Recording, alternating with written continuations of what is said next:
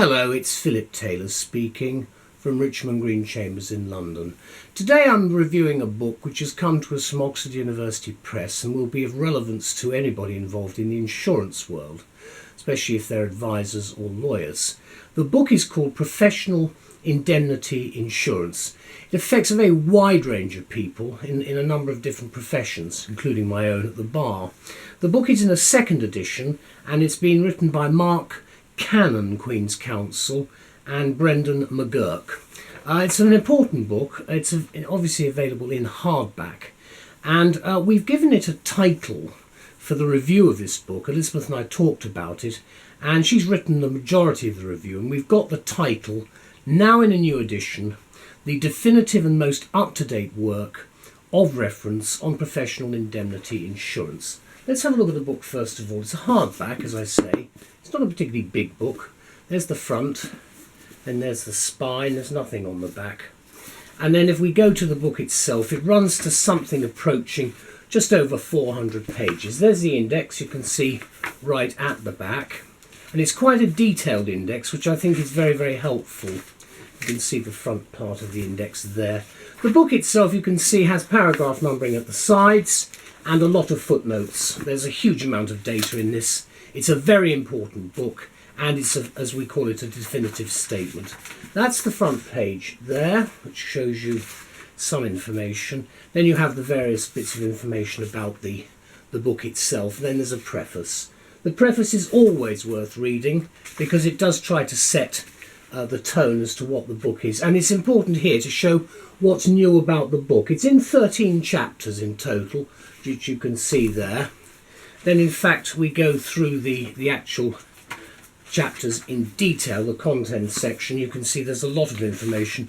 You should be able to find what you're looking for very quickly in this book. It's nicely laid out, very much the house style of OUP all the way through. There's the table of cases, a lot of them, and then after that you've got a table of statutes, and after that you've got some secondary legislation, in other words, not just United Kingdom anymore, but also other sources of information.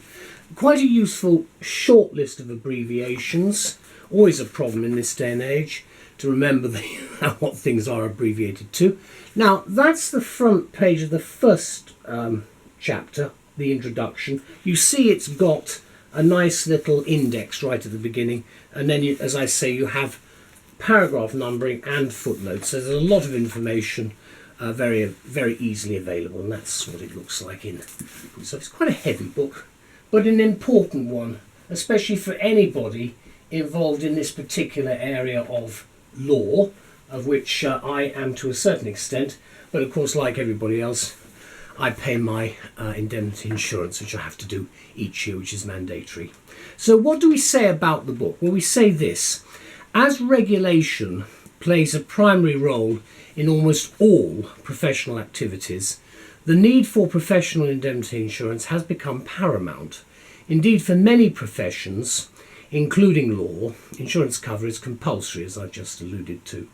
It's difficult, therefore, to underestimate the importance of this authoritative work of reference on what's a key subject, and this of course is now in a second edition from the Oxford University Press.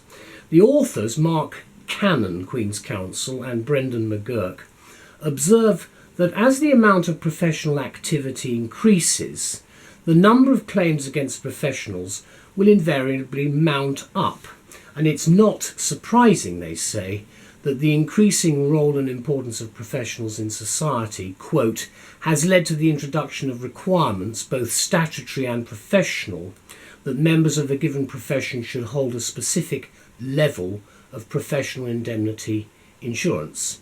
And the intended beneficiaries of these insurances are, of course, not the professionals themselves, but their clients and other claimants seeking to recover damages resulting from loss or damage caused by aforementioned professionals.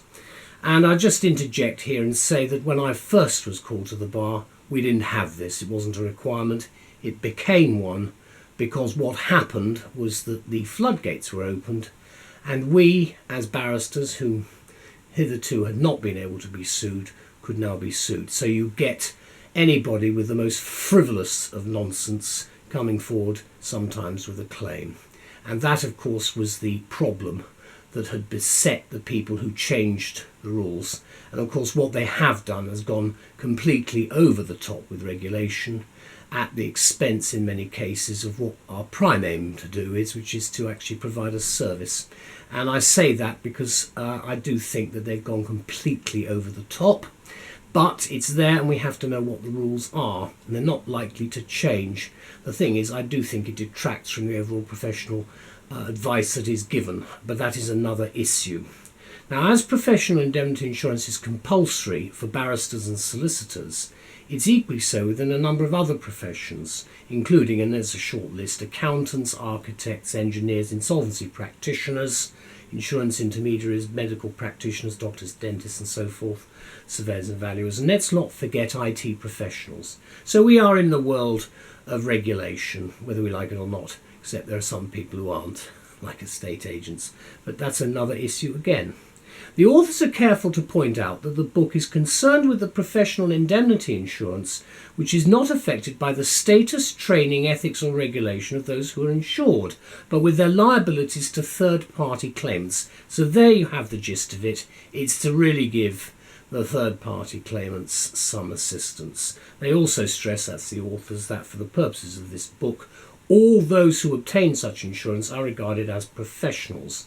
Well, that at least helps a little bit with the identification of the individuals concerned.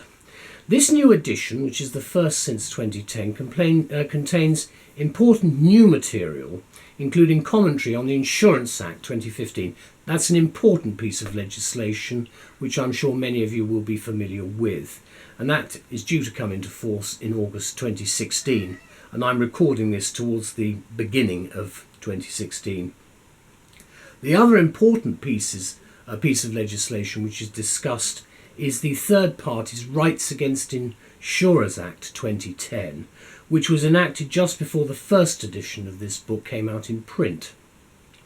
Account has also been taken of 6 years of decisions in the courts of England and Wales and elsewhere, and certain United States and Commonwealth authorities have been cited as in addition, which I do think is helpful to give one an overall idea of where the common law is going. Considering the complexity and scope of this subject, the book has fortunately been structured for ease of use, and it's easy to read. And thank you to the authors and OUP for setting it out in such an accommodating way. It's copiously footnoted with numbered paragraphs throughout, and it contains both a short and a detailed table of contents and a comprehensive index with extensive tables of cases, statutes and secondary legislation.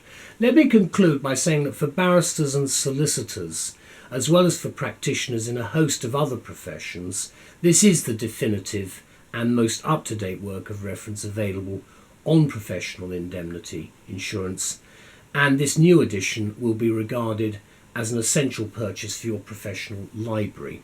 And the laws state it as at the 31st of July 2015, and as I say, I'm recording this in the early part of 2016. There is the front page again, or the front cover rather. That's the spine, so you can see it. It's quite, as I said, a heavy book. If we open it up in the middle, we've got quite an important area which I've just opened. Misrepresentation and the proposal form. So it goes into a lot of detail about incomplete questions and answers, ambiguous questions, the construction of the contract itself. The general principles of construction are looked at, determining the meaning and effect of a contract itself. There are a whole range of particular details. There's the aggregation clause. You've got a whole range of things. The duty of fair presentation under the Insurance Act 2015. Again, an important piece of legislation. And as I've indicated, you've got the paragraph numbering and the footnoting, which I do think helps. Altogether, I think a very important book, and I'd like to thank Messrs. Cannon and McGurk very much indeed for providing such a useful book for us. I think it's very important to have these books in this era, and without them our work would be a lot more difficult. So OUP, thank you as well, and to everybody associated with the publication. It's most useful. Bye-bye.